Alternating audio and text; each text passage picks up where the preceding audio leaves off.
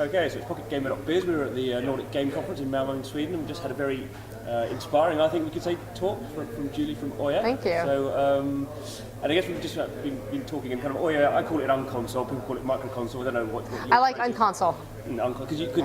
Well, we'll talk about that later. But obviously, a lot of the press focuses on the hardware, and obviously that's an important part of the, I guess, experience. What you're trying to do is talk about making it beautiful and small. Mm-hmm. But interesting for me, the talk was much more about the games and the developers, and that's kind of, I guess, where you really found the kind of traction. We wanted Ouya to be affordable and accessible to all gamers. So having a price point at $99 was important. Making sure that all the games were free to try was important, and building a box that was as beautiful on the outside as it was powerful on the inside was important to us as well.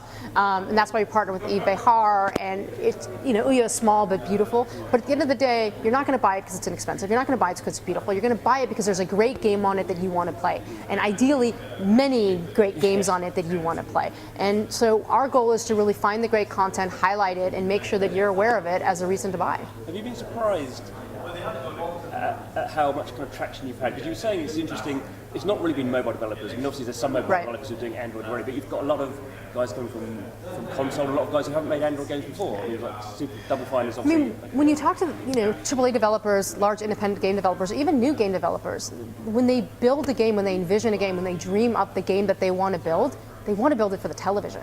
Like, that is the best screen in our lives, right? 60-foot-inch television, HD sound, or HD quality screen, surround sound. That's the platform that they want to build for. And up until today, it's been incredibly difficult. You can't be a man of two on a team trying to build a game for the traditional consoles. It's just incredibly difficult and challenging and expensive and time consuming. So you end up going to other platforms. And what we're finding, because the majority of game developers are previous console or PC game developers, is that when given the option to build for the platform that they want, which is the television screen, there's a lot of excitement and enthusiasm to do that.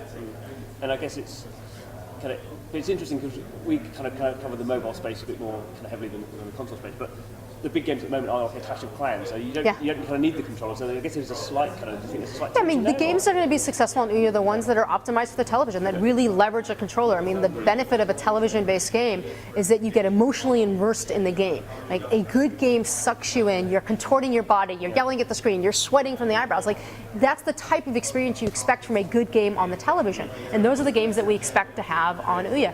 Our controller has a touchpad, so if there are games where that mechanic makes sense, you don't have to rebuild your game. Some asynchronous games might work great, but the excitement of a television-based game is the local multiplayer, is that couch play, is that online multiplayer. And so we offer that and deliver it through the best screen in our lives, which is the television. And obviously, this week we've had Xbox One and PlayStation 4. I mean, is that kind of scale of competition good for you because it shows the difference, or is that, do you think you can get a little bit lost at E3 in the rush? Yeah, I mean, I think we offer something very different than the traditional consoles. We're an open platform. We open it up to every single developer that wants to build a game for the television. We're open to every single type of business model, whether it's microtransactionally based or a shareware type game or a donation-based game or episodic gameplay. And because we're open and it doesn't require hundreds of people and hundreds of millions of dollars to make that great next sequel, right? You can very easily, with a small team, with a small budget, build a great game and put it on the television and become the next big game. And it's that promise that's exciting. We don't view ourselves as an either-or decision. I have to buy the Xbox One or buy Ouya. There are reasons to buy Ouya in and of itself. We have innovative, exclusive games that you can't find anywhere else, and you're going to want to buy Ouya because of what you can play. I guess we're getting quite close to launch now. Where are we? We're still in May.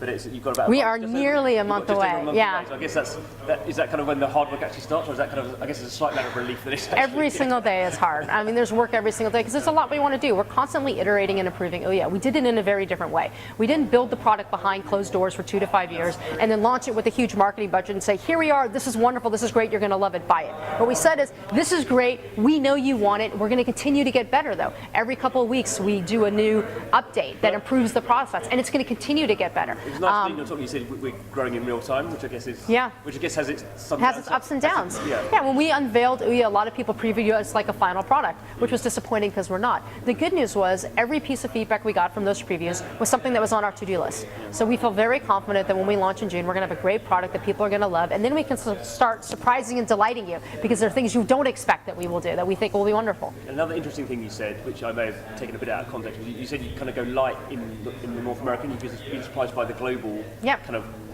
demand. So There's what's some- going light in the US, obviously the biggest games market in the world. Yeah, no, look, we're launching in retail. You go. Oh, I'm sorry. Drop your mic. We are launching in retail in the U.S. at Amazon, GameStop, Target, and Best Buy. We're going to support those retailers. We want to grow wherever our audience is, and we have audience all throughout the world, and we want to find a way to satisfy them. So there's going to be a lot of trade-offs. We want to make sure the product is good when we go into other regions, that it's localized, that we have the right payment processes in place. Okay. But we'll want to grow as quickly as we can to satisfy that demand.